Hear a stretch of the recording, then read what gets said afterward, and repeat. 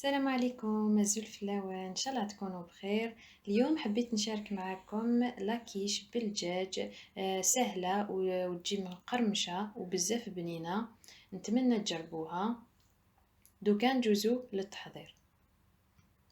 عندي 2 كيسان فرينة، 2 مغارف كبار زيت، 3 مغارف كبار زبدة. الزبدة لازم تكون باردة. وراح نكهها بشوية فلفل أسود، لكم الاختيار، تقدروا تنكهوها بشوية زعتر. ونلمو العجينة بالماء. الماء لازم يكون بارد. نص مغرفة صغيرة خميرة الحلويات، نص مغرفة صغيرة ملح. دوكا ندوزو للتحضير. دونك في إناء نبدأ نحط الفرينة. دايما نحاولوا نغربلو النواشف والخميرة والزبدة والملح، فلفل أسود. دوكا نبدأ نبسسها.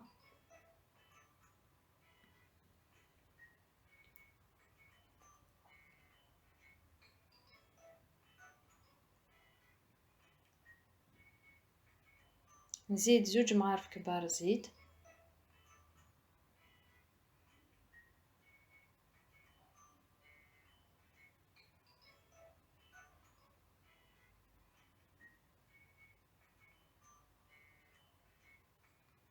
دوكا نبدأ نضيف في الماء، ولكن الماء ضيفو بالعقل. يعني هاد العجينة ما لازمش تعجنوها، وتانيك الماء غير تتلم لكم تحبسو.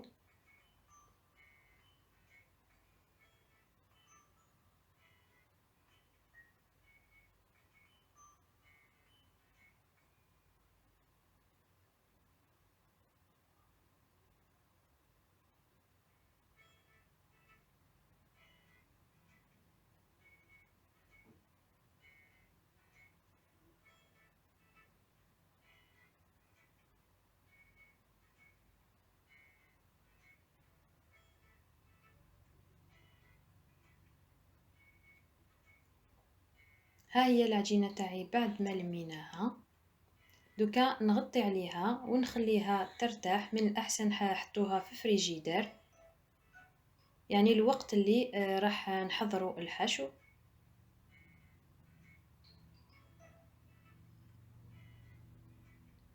بالنسبة للحشو راح نحط 2 مغارف كبار زيت، ونضيف بصلة كبيرة مقطعة. الحشو دايما يبقى اختياري.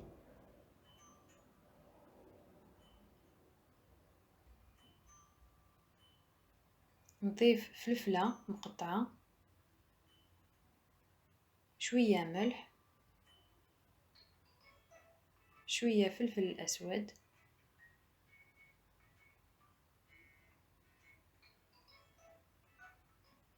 نقليهم مليح.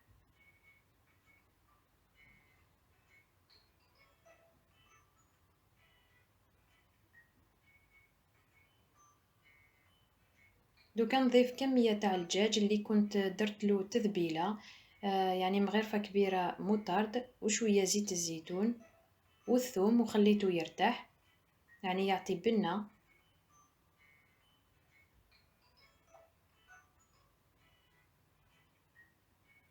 دوكا ندوزو باش نحضروا لابارايا كيش. عندي 2 حبات بيض، كاس حليب، شوية فلفل أسود وشوية ملح.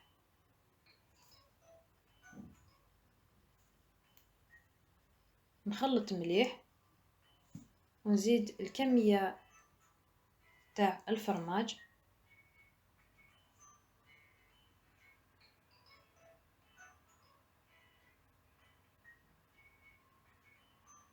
دوكا ندوزو باش نخدمو العجينة تاعنا. نفتحوها يعني عادي. راح نديرها في مول يدير 26 سنتيمتر. يعني دهنته بشوية زيت ورشيتلو شوية فرينة.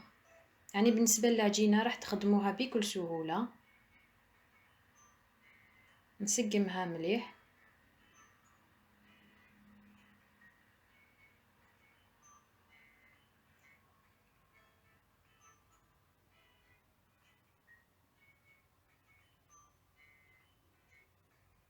دوكا نحي الأطراف غير بالظهر تاع الموس.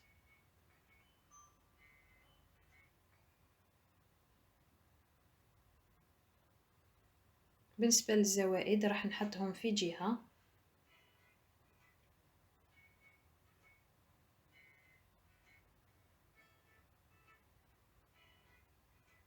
نثقبها بالفرشيطة.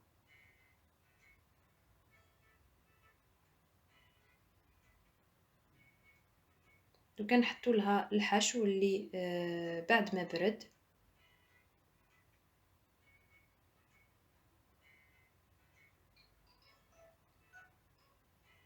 ونزيد لها حبيبات تاع الفرماج من الفوق، يعني يعطيها بنة.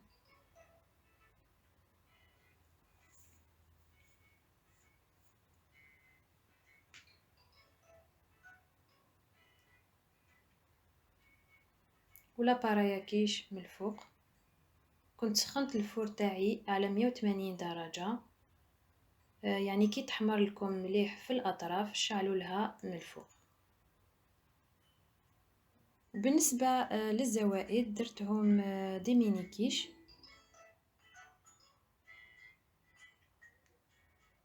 ها هي لاكيش تاعنا بعد ما طابت حمرناها مليح. دوكا نخليوها تبرد. نحاول نقسم لكم قطعة باش تشوفوها، يعني تجي مقرمشة. نتمنى تجربوها.